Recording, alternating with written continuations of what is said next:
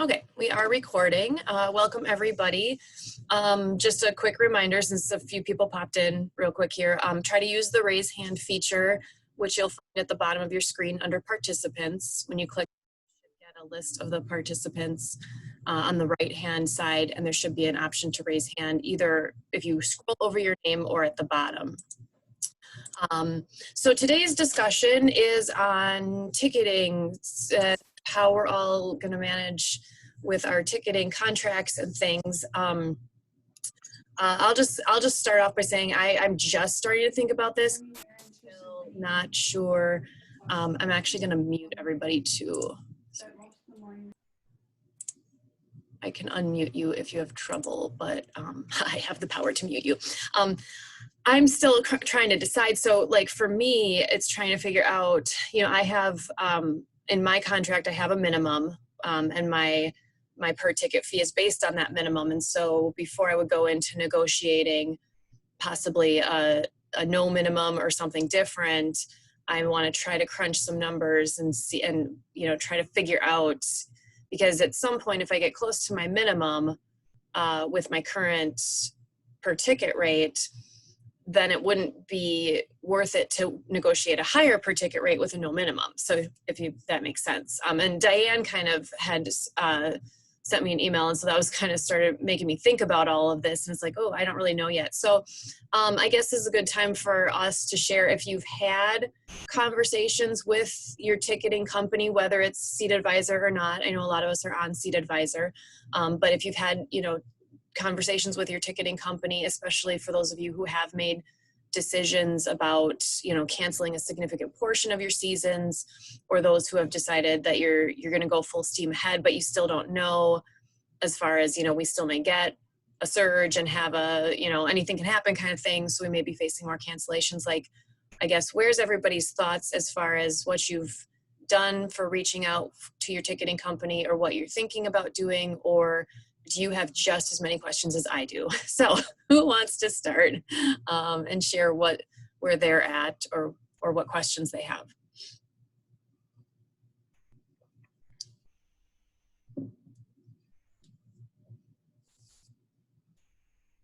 Victoria? We have Seat Advisor as well, and actually I had not thought of this. We just signed another 3-year extension of our current. We sign a 3 years at a time contract to get the best deal that we can, and I have a maximum, not a minimum. Okay. Uh-oh. I think you just... So that's where we are with that. It would work with us. So, I mean, you can obviously reach out to Steve, or I talked to Joe quite a bit. So that's where we are. We just signed a 3-year contract with the maximum of so many tickets. So with the maximum, once you hit your maximum, do you not pay a per ticket fee? Is that how that works? We're paying a blanket fee per year under a 3-year contract, that we can go up to $25,000 tickets per year. Okay. So what happens if you go over that? Then we renegotiate. Okay. Okay. But since we've been with Seat Advisor since the beginning, when we opened, we have never been penalized. Does that make sense? I know I've gone over. Okay. But they have never come back to me to say, you owe us a certain amount. Okay. It's kind of, and I'm assuming then this year would probably make up for maybe what I've never gone over. Right. Or what I've got, So you said you pay a blanket fee, but you don't pay then a per ticket fee? Right. Oh, okay. I'm just paying a licensing fee for 3 years to use Seat Advisor with a maximum of $25,000 tickets per year. Gotcha. Okay. That's very different from, from some of the other right. Okay, cool. That's good to know. Is that, and you really get a good discount. I mean, seriously, if you haven't done it with Seat Advisor, talk to them. It's okay. I got so a maximum. Yeah. Maximum versus minimum. Yeah, and then paying up front for 3 years. Okay. Okay, cool. Diane. I talked to Steve, and he offered us $1.50 a ticket with no minimum going forward. And I haven't accepted that yet or declined it, but I guess unless somebody else has been offered something better, I'm probably going to just go with that. Okay. Thanks, Diane. Anybody else talk with their ticketing yet, or still kind of trying to formulate plans of how to talk to ticketing?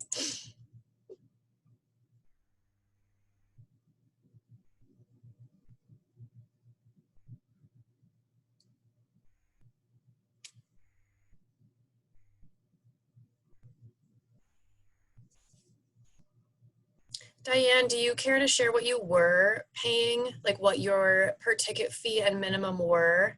And what you, so like what, that, how like that would differ from what Steve offered you?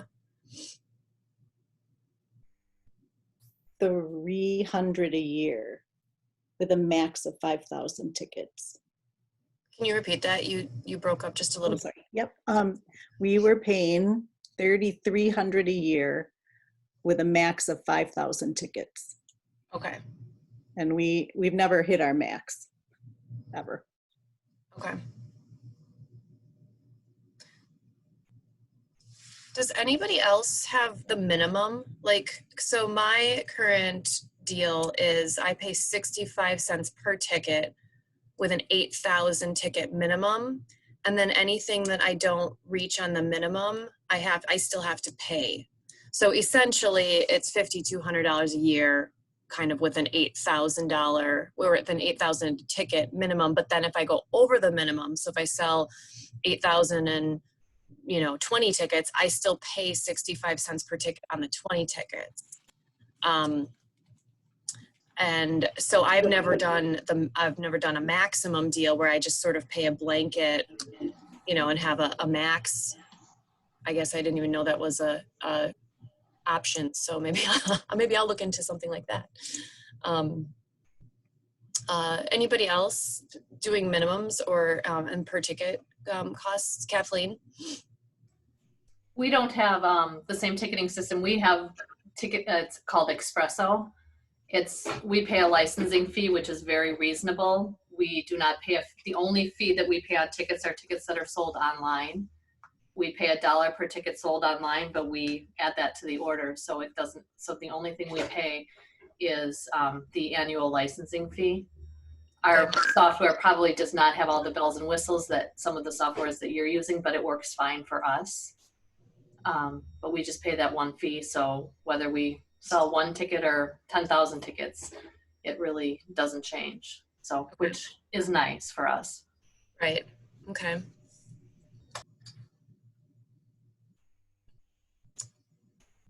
Anyone else want to share at least what they're currently doing, or what they think might need to happen for their venue?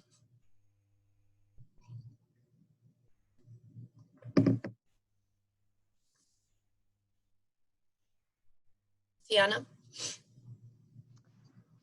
So we're not going to change our contract. I'm with Seat Advisor as well, and we do the max. We have 15,000 tickets, but we also do our commencement. And this year, if things go as planned in May, we're actually going to hold 2 commencements because we'll have 2020 and then 2021. So, so we're going to be fine with hitting our 15K. Little concern we might go a little over. Right now, well, I don't know, it changes daily for Carthage.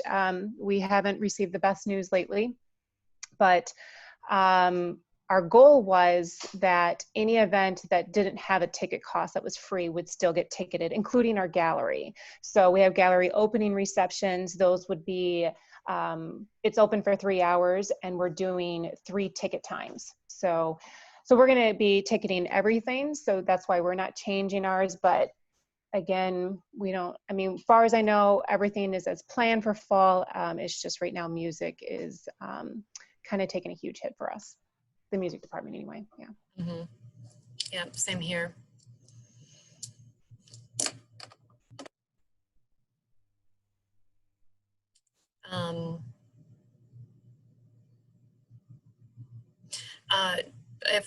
If nobody else wants to keep talking about that, we could, Jim put in the chat, if anybody wants to share, has anybody thought about pricing for streaming events or recorded events or content, and like what you would charge. Has anybody thought about that yet for those that are thinking about doing virtual events?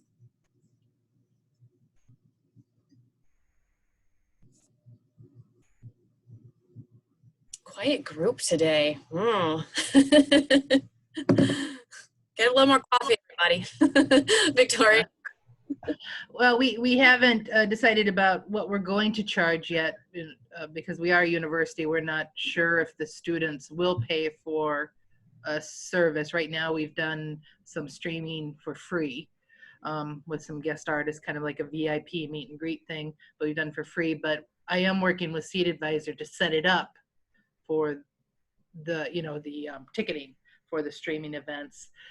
Right now, we were thinking maybe $10 a ticket, depending on if we do something like that. Now, it wouldn't be our content. We wouldn't produce any content. It would be something else at this point.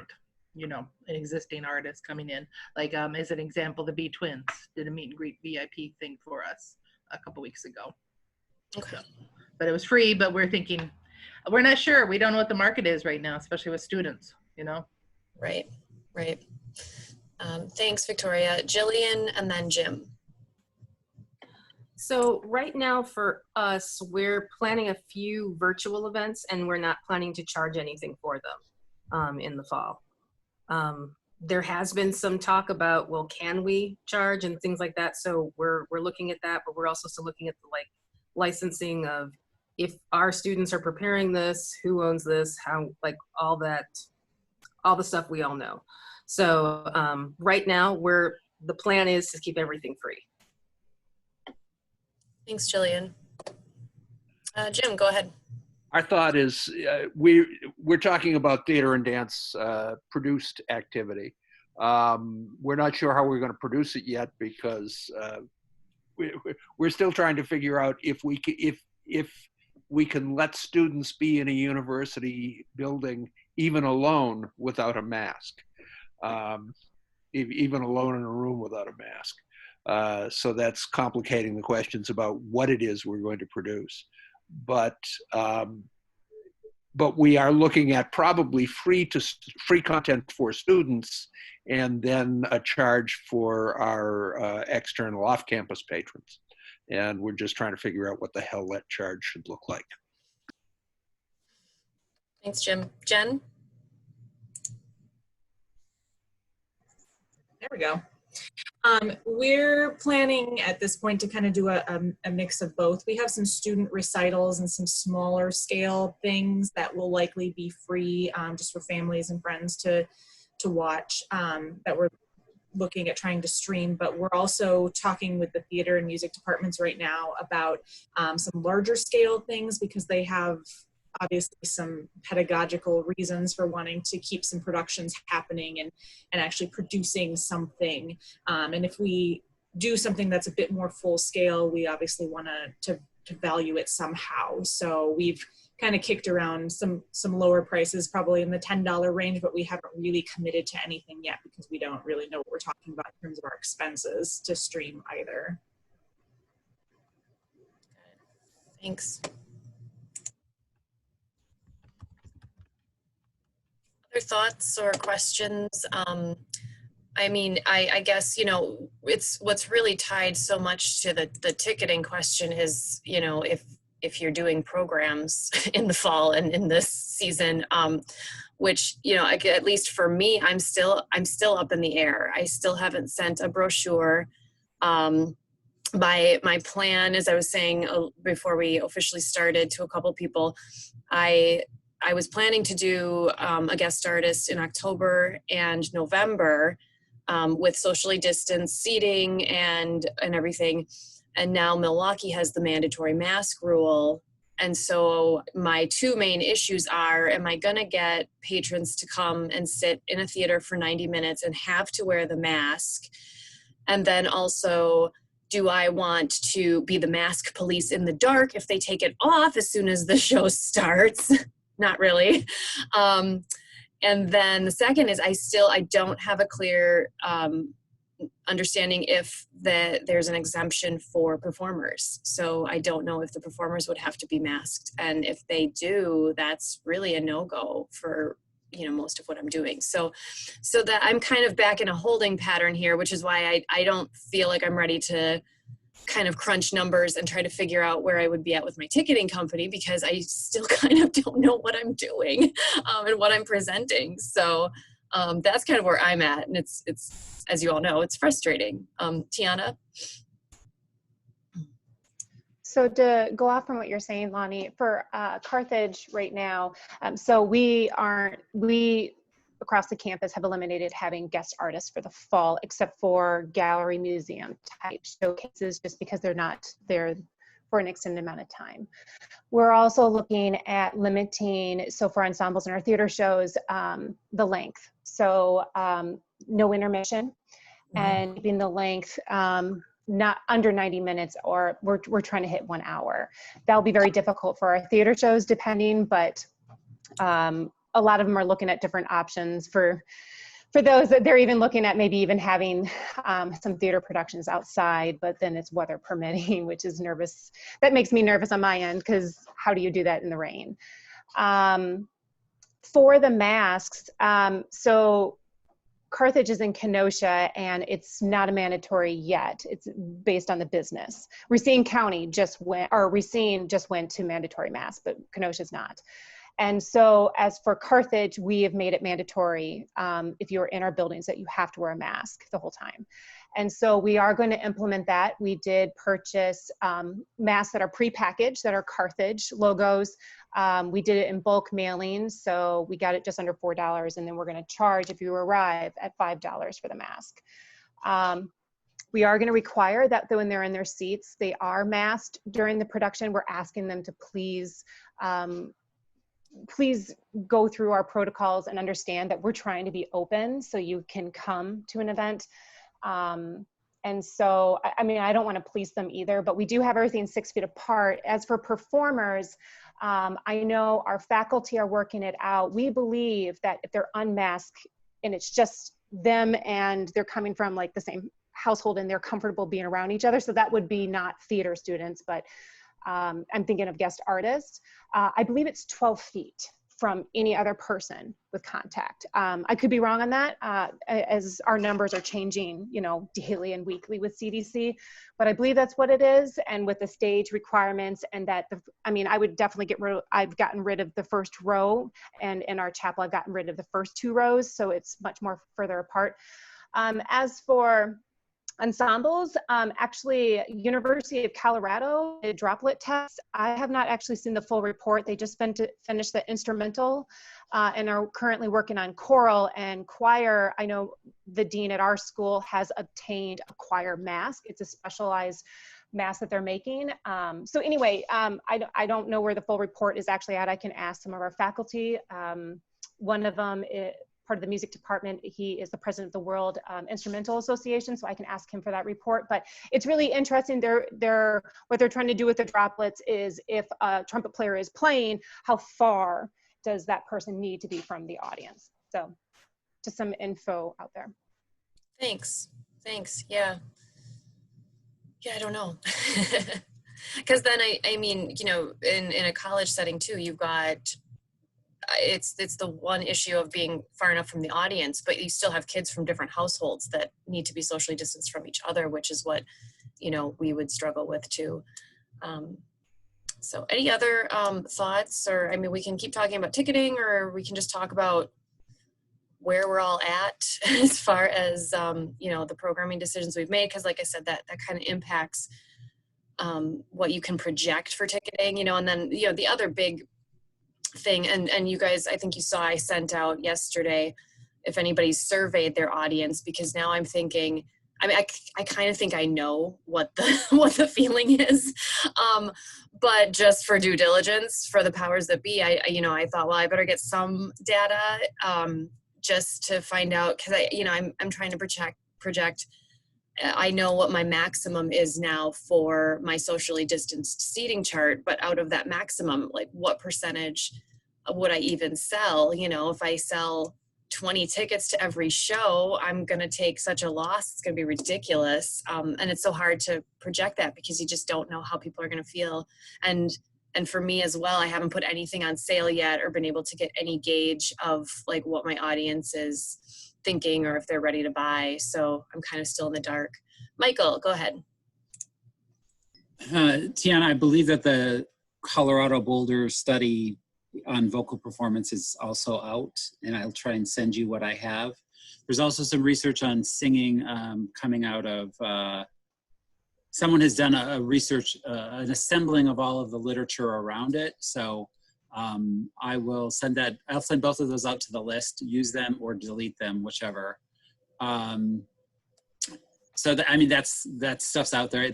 Singing is the one of the most dangerous. When you look at the some of the early spreads, when 85 or 90% of a choir gets sick after a concert, that's really kind of scary.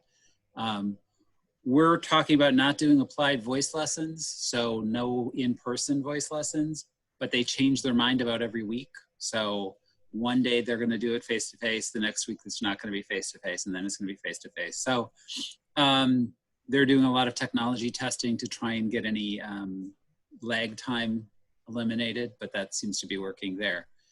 I don't know, and we still have choirs scheduled to go, and they're, you know, the biggest choir is 50 individuals, but I'm not sure. They're asking to use our chapel, which seats 500, and our main theater, which seats 1,100, for those choir rehearsals so that they can socially distance. So Thanks. Yeah, thanks, Michael. If you can send those out, if you find them, that'd be great. Because same here, we still have our band and our choir are planning, excuse me, to rehearse in larger spaces, but then also to put on a concert October 10th. They want to do it in our gyms so that it's, again, bigger, socially distanced, but I still just sort of shake my head and go, I just don't know. Mary, go ahead.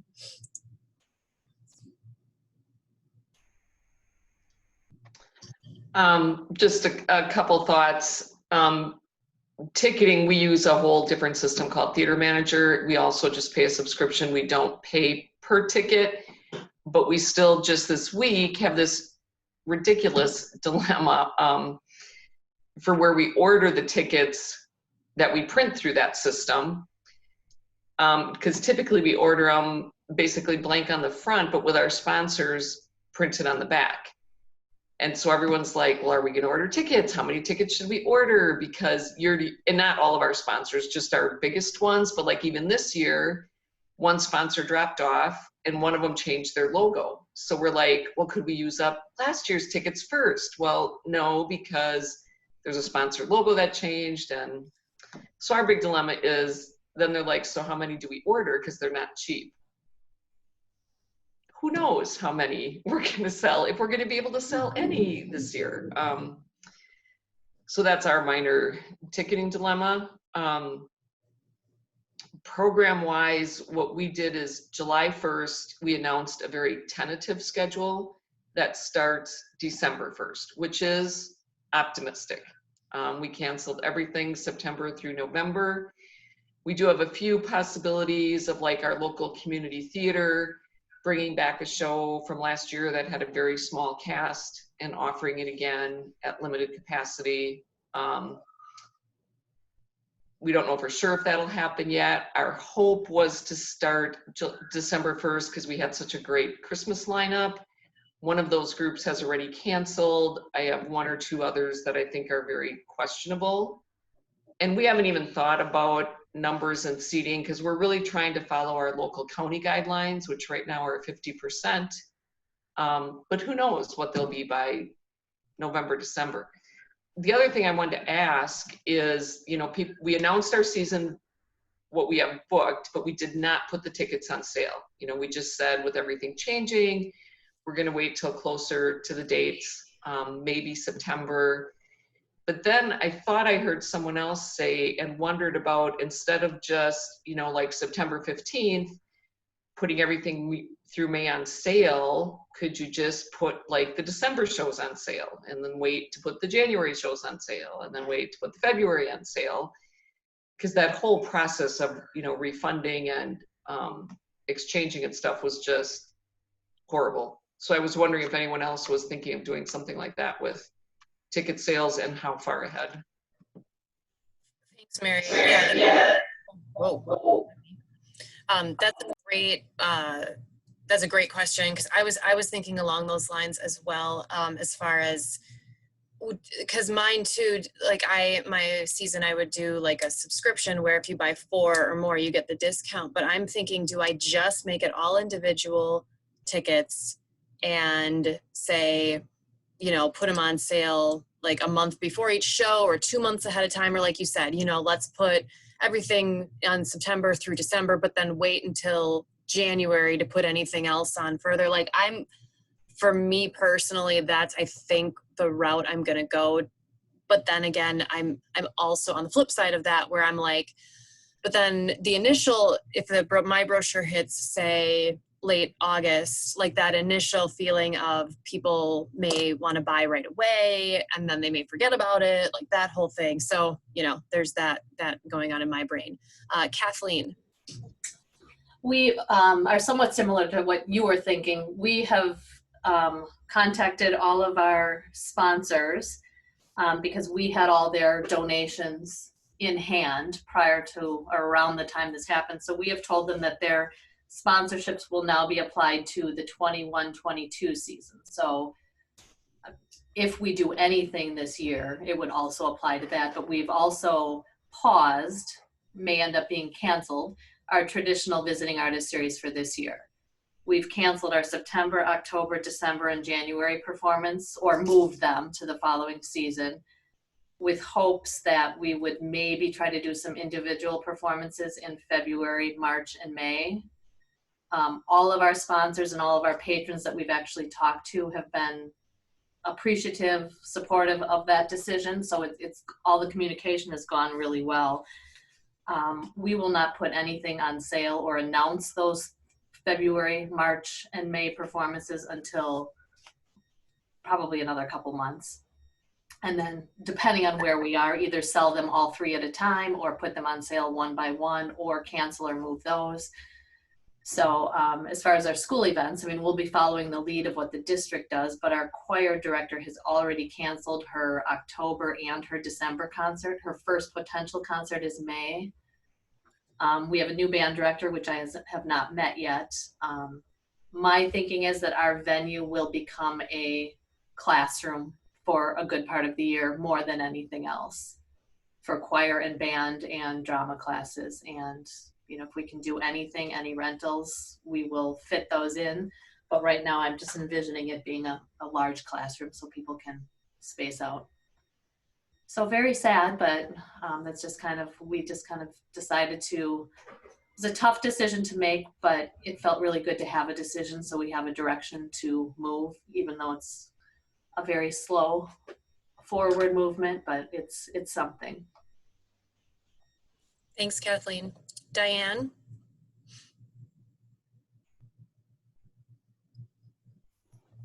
I got so engrossed in what you were saying, Kathleen, that I don't even know if I remember what I was going to say.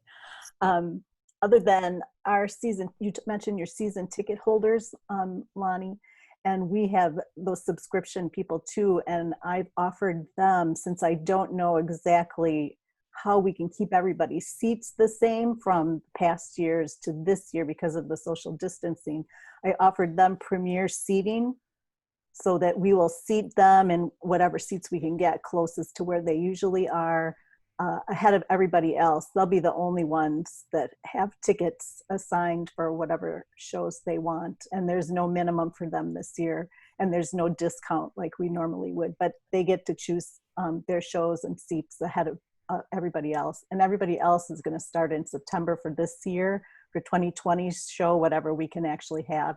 And then December 1st, I think we will start selling the 2021 shows for the spring. And that may, depending on how things are, we might just do one show at a time. But if things are better, I'm optimistic we could sell for the next few months.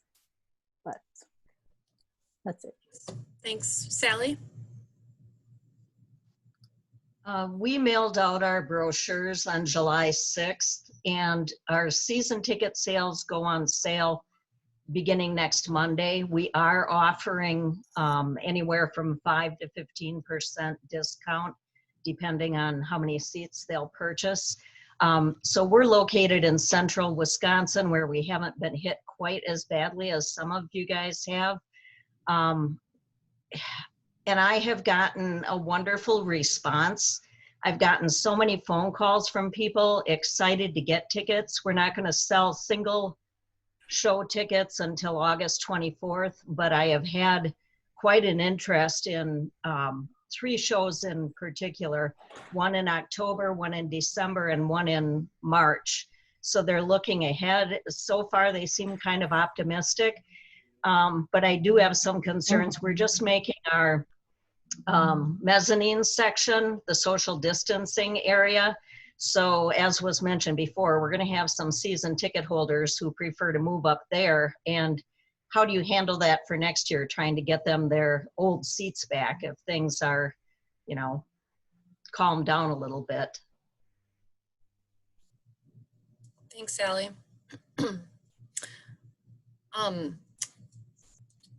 Can anybody else, I'm just kind of sort of surveying as we're talking here, has anybody else canceled shows like through December or just canceled out all of their fall? Josiah, you have? Okay, hang on, wait, I'm gonna write this down. So, gosh, almost everybody has, huh? Okay, so I got Kathleen, Tony, Jen, Amy, Victoria, Josiah. Okay, just because, you know, as I'm talking to my powers that be, they, you know, it's kind of one of those things, if I can share what's happening around the state, that sort of helps. Okay, to Jen, go ahead.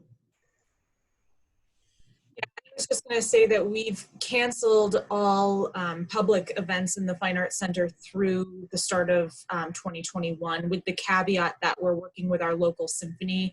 They want to do some very small chamber orchestra kind of concerts with a socially distanced audience. So they may have a couple of concerts in our venue, but that won't be us presenting them. And there may be some smaller kinds of things, like we may allow a very small audience for some student recitals and things like that, just based on where our county is at the time. But again, much of it is going to be streamed until we get into 2021. Thanks. Sally.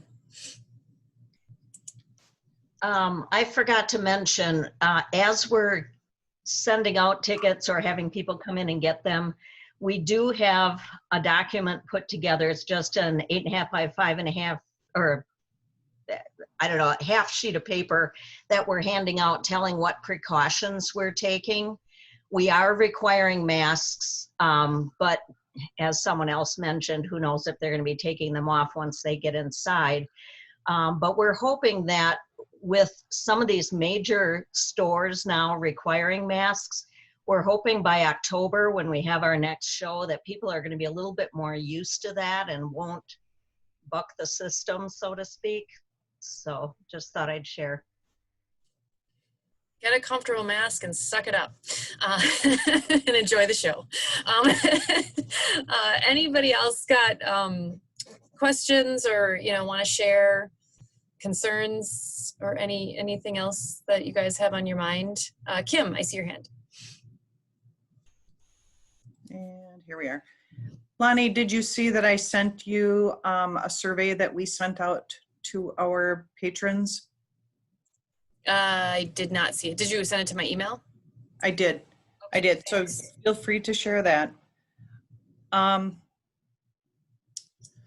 What were we just talking about? I had asked how many people are canceling, and you know, to get a good gauge on that. Right. No, we're not canceling the masks. So our, you know, as we know, different areas require different things. we are going to require masks. People, as of right now, we were going to be able to take your mask off once you are seated. That may be changing. There's debate at the board level, but there's debate amongst, you know, us, what we think will happen. Like you said, Lonnie, who wants to be the police in the dark.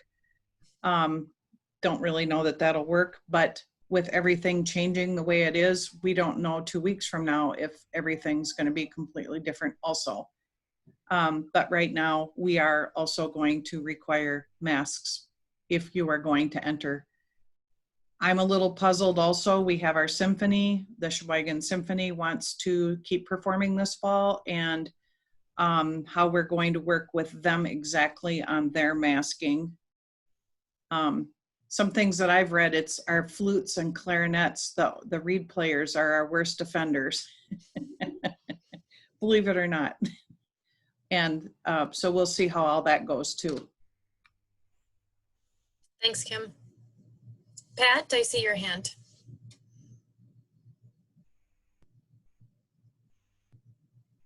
I'm from Verona, and I think I mentioned last time that we are canceling our whole season. Our sponsors are willing to let us keep their donations for next year, but it's likely that our brand new high school will not be open for the first quarter at least. So we're lucky that we did cancel everything. I think they're probably going to be doing virtual learning for quite a while. But we've had a good response from the community. They've been happy. They don't have to make the decision about buying tickets. So we're happy about that, even though we really miss being involved, but it was a good decision on our part. Thanks, Pat. Lindsay? Hi, Lindsay with River Arts Inc. in Prairie du Sac. So what we are struggling with, like everybody is, but it's also endearing to hear that a lot of our plans are the same. Our Sauk County board met last night to discuss a face mask mandate. On the agenda, it said 6 feet social distancing required, face masks not required but encouraged. I didn't attend the meeting, but they live streamed it. And there was no social distancing and maybe 25% of people wearing face masks. And 30 something people spoke at the meeting about how they did not want a mask mandate in Sauk County. And there was nobody who spoke for a mask mandate because probably nobody wanted to be in that room. Don't blame them. But anyway, so the mandate did not pass, naturally. And we're struggling because we want to we're supposed to be following our county guidelines. Our county guidelines are, basically following the Badger Bounce Back plan, what they state, but what the county actually does and is modeling is clearly not following that. But so my biggest hang up is we are in phase 2 currently. Phase 2 is not based on a percentage capacity. It is up to 50 people in any space and no live music. Phase 3 is almost back to normal again with like better hygiene practices, and there's nothing in between these phases. And so a lot of our plans are, doing the safety things that everybody has spoken about, requiring face masks. We're going to social distance. It's limited capacity, everything that we can to a certain extent. But we still, until we're out of phase 2, technically can't say we're following all of the recommendations. And so that's where the struggle is. And when will we be in phase 3? Our numbers aren't going up. So just probably expressing what everybody else is feeling. But for people who are still trying to plan something, which we sort of are, and trying to do stuff outside even, but outside's not recommended. Like how are you, I guess, how's your conscience rationalizing that? And like, how are you getting to that point? Help me. Thanks, Lindsay. Who wants to respond?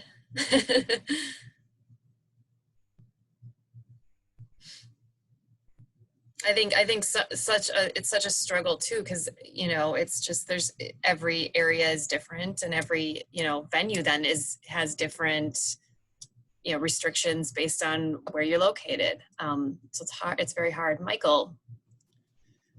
Lindsay, you might think about checking your surrounding counties and what their guidelines are, because if your patrons are coming from another county and that county has a clean plan in place and one that gives you more direction, it might be a place to start. Because here we have a green, yellow, orange, red kind of system, and we're right now in orange. I expect we'll go to red when all the college students return, but right now we're in orange, and we've been in orange since probably, I don't know, May sometime, right, Jen? Right, Tony? So we did go to red for a while, then we came back. So that might be a way to get your audiences to understand. I think the other piece is you can still put whatever requirements for someone to come into your space in place. That is not, it's a condition of buying the ticket. I know that I have to wear a mask if I'm going to come to this performance, right? I think also the county guidelines are usually that, just guidelines. They're not a mandate, right? So it says no live music. It's really no live music recommended, because they have no power, theory, and they will tell you that. But this is the recommendation. And that's just my thoughts. Thanks, Michael. Lindsay? Thank you so much. I knew I could count on you, Michael. Forever my teacher and mentor. The other part of that too, yes, we can require as many safety measures as possible. Is anybody worried about somebody coming into their space and saying that they have a health condition, which some people legitimately do? You just have to, I guess, let that be, and now you don't know how many people are gonna not wear a face mask even though you were requiring it. Is there I've tried to ask some of our lawyers about it, and it's so new to say, does this fall in the ADA standards or not? Does anybody have any research or knowledge on that? That's a great question, Lindsay. Because yeah, if you just don't want to wear one, all you have to do is say, "Oh, I have the medical condition that exempts me," and it's not like, how do you ask a patron to prove it? Like, give me your code. You have this. Diane, go ahead. We decided that if somebody were to tell us that they have a medical condition that requires or that keeps them from wearing a mask, we'll tell them then they should stay home, because they have a medical condition and it's just not wise for them to be in a group of people. So just stay home. And then Mary, and then Victoria. Oh, I got lots of hands. All right, sweet. Tiana first. So if we are opening in the fall, we didn't send out a brochure, but we are going to send out a postcard so people are aware of new protocols and that everything will be ticketed. And on there we'll have, because with ADA and if people have medical conditions, obviously I don't think you can legally say you need to prove it. But just like any other of our ADA, we are asking that you contact us in advance so we can better assist you.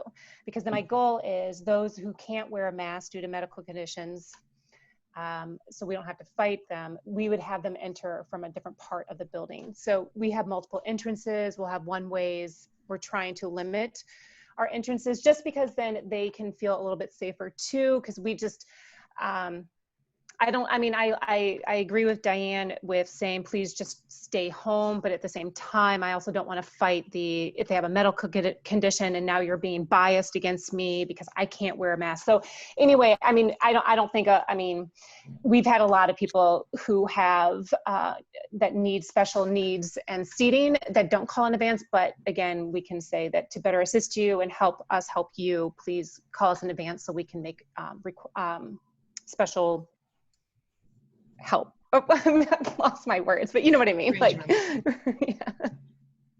Thanks, Tiana. Mary?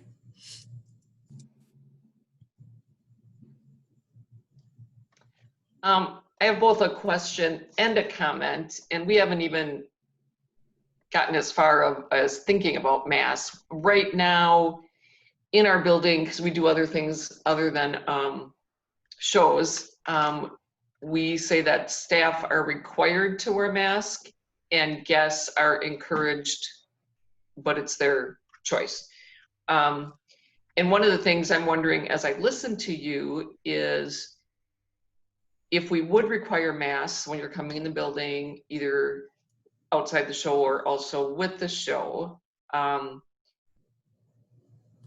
is it my understanding that if someone calls and says, I don't have to wear a mask because of a medical condition, it sounds like you're saying you can't ask, well, what is the condition or why? So that's my question, is just to clarify that.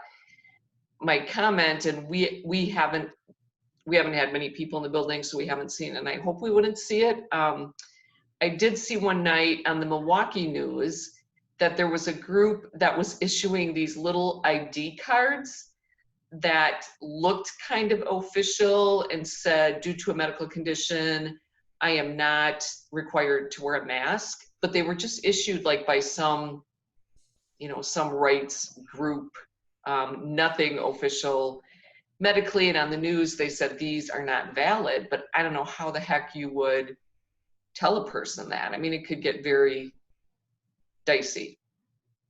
So I don't know if anyone else saw that on the news or anyone has seen any of those cards, but supposedly there was some activist group issuing these cards that said, I don't have to wear a mask, and all you had to do is ask for one to get one, because basically you didn't want to wear a mask. Victoria. Well, okay, well, I'm in Iowa. So in Iowa, we're a little more loose, I believe, than Wisconsin. Right now, the governor of Iowa has not proclaimed that we all have to wear masks. Now, that being said, the retail businesses in the area are requiring it. So it's kind of a case-by-case basis. We, as a university, are requiring faculty, staff, to wear masks if they're in a classroom or a situation with students, and we're giving out free cloth masks to the students and faculty, staff, and our volunteer ushers. As again, we're not having shows until January. But that being said, I did part of my decision in thinking about, if we do go forward with shows, we are requiring masks. We will be handing out, we will have disposable masks available for patrons. They can take them off once they get to their pods, their seating pod area. But if they get up and leave, then they have to put it on as they leave out, and they cannot return. They cannot come back in. Once they leave, there's no reentry. Now, that being said, I don't know who's on Intex, but they had a lawyer come on at Intex, and that lawyer had said, if you are a business, which we are a private university, a private Christian university, we can set our rules as a business when we invite you in. And our rules are as such. And as far as he was concerned, that this wearing of masks was not covered under the American Disability Act at this point. So you can refuse service without problems because you are a business, private business, inviting them to your show, but you have your own policies and rules. Now, that being said, that's the policy, but customer service, you have somebody who says, I really can't wear a mask because I have breathing issues. What you do with that, then it's up to you as a customer service or as, but that's what the lawyer had said. So Oh, I'm thanks. yeah. That's an interesting point. If I have a medical condition that says I can't wear a shirt, you could still maybe not let me come into your store. Well, right. that I'm not covered, right? Yeah. Right, yeah, because at this point, it's so ambiguous about, and it's so new with the pandemic, wearing of a mask and not wearing of a mask, he did not think that was covered under the American Disability Act, Interesting. Very interesting. I had not thought of that. Thanks, Victoria. Karen, go ahead. Yeah, hi everybody. It's good to see your faces again. A few thoughts. One is, how many of you signed up to be mask police when you took your job? What a drag. And what a an awful position to be in. So honestly, I mean, I'm intrigued by the conversations that I've been hearing about the alignment with this and the ADA, just in terms of if you have a condition, whatever that is, that prevents you from doing things as most of the audience would do, whether that's coming in a wheelchair, whether that's coming in without a mask or whatever. There's some really interesting parallels. But I wonder, I'm intrigued by the idea of coming in through a different entrance, which is, let us make this as accessible and safe for you as possible. Thank you so much for letting us know that you can't wear a mask. Here's your entrance, and here's your area for seating. So this is the area in our house where your pod, or your socially distanced 6 feet apart seating will be with the other people who aren't comfortable or able to wear masks. And the other people are over here and they're able to wear masks. And we are here because we are in partnership with you, the audience, and the artists. And all 3 of us, partners in this mix, artists, presenters, and audience, are wanting a really wonderful experience. You could sit home and watch Netflix without a mask. You're here, you bought a $25, $50, $10, whatever ticket because you want the joy of live entertainment and art. You're not here because you just want to make a statement, make everybody upset. I mean, the vast majority of people are not going to show up in order to do that. They're going to show up because they want what you are able to engage them in, this amazing performing arts experience. So, given that, how do you continue doing what you all do best, which is build community and connect people to the arts, and still have to worry about this, this particular piece during this particular time? Because this time is going to end. There's going to be a time when we don't have to wear masks anymore, and those people are still going to be in your community. They're still going to be your audience. There's still going to be people that you have developed and will continue to develop a long-term relationship with. So how do you maybe connect with them in advance and say, hey, so glad you're interested in buying a ticket. We're looking at, kind of surveying our audiences for their comfort on different things. So as you buy your ticket, just give us a quick snapshot on where are you at in terms of your comfort level right now. Okay, so I've talked way too long, but it's nice to be with you all again. Thanks, Karen. No, you never talk too long. I have to share this. This is one of the mugs on my desk. I don't know if you can read it. It says, I wonder what my job description says today. So there you go. Mask police, add it to the list. We have about 5 minutes left. If anybody has any final thoughts or final questions that they need encouragement from the group. Jim, go ahead.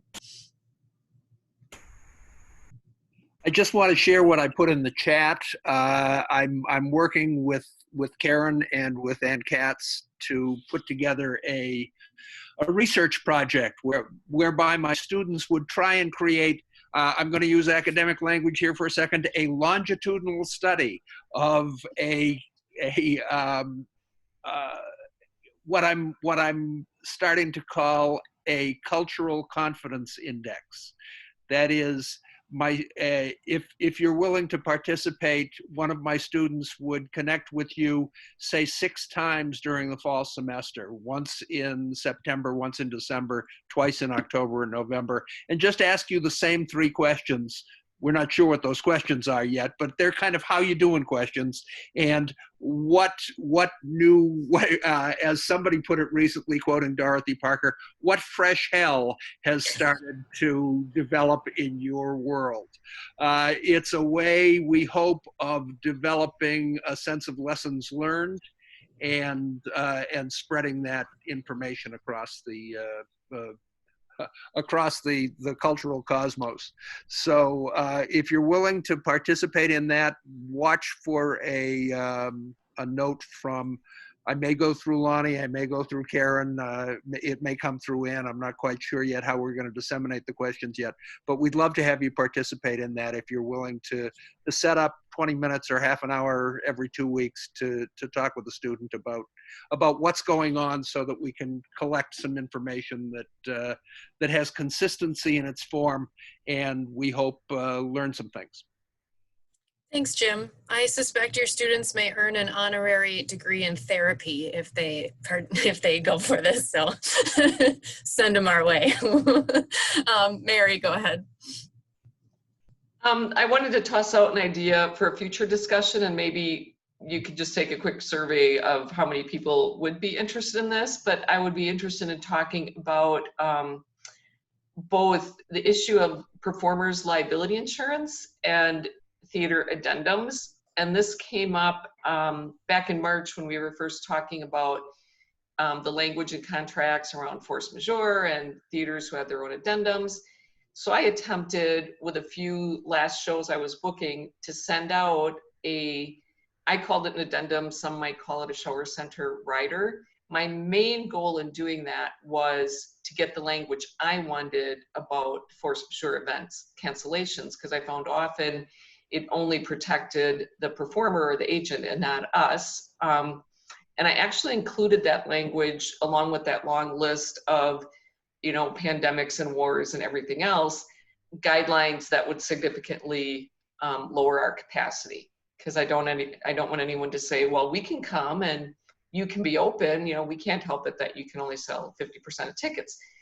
But in the course of that addendum, and after looking at a couple I collected from other theaters, I also included in there that the performer needed to have their own liability insurance and be able to provide a document of that if asked.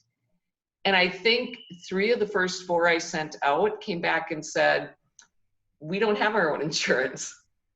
And when I was sharing that with 2 lawyers on our board, I said, I'm really not sure where to go with this next. They're like, well, I can't believe any group would travel without their own insurance. And granted, 2 of them were smaller local groups that we just do like in our cabaret series. But 1 or 2 were also pretty significant touring performance groups. And I didn't want to say, well, then you can't come. So I ended up adding a clause that said, be aware, because I've also had a few contracts where they've tried to say they want to be added as an additional insured on our policy, and I've always just crossed it off. So I said, well, much like your riders where we cross things off, if you have to, you can cross that off, but note the one right under it that says you are not an additional insured on our policy. So I would just be curious as to what other theaters do with that. If they do put it out there to performers, what do you do if the performer says they don't have their own liability insurance, and that whole issue. Okay, thanks, Mary. Yeah, maybe we can do a discussion just on, where we're at now with, contracts and things. And I know we were going to try to, I think Amy was working on a session for to bring in an agent too, that maybe we could have a discussion with an agent on just all things what's going on right now. So that maybe can be something that we discuss in that upcoming discussion, which will be in a couple weeks. Does that sound like that would work, Amy? Yeah, let me ask the group I'm working with. So hopefully that discussion will be next week. That's what I'm working on it for. And I have a meeting this afternoon with my panelists. So I will bring up that question to see if they're comfortable talking about that as well. The discussion was hopefully going to be centered around about how we can have conversations with agents during this time and how we can work together to navigate the season. So that was going to be the focus of the conversation. But I'll see if they would be comfortable about talking about getting in the nitty-gritty of contracts as well. Okay, great.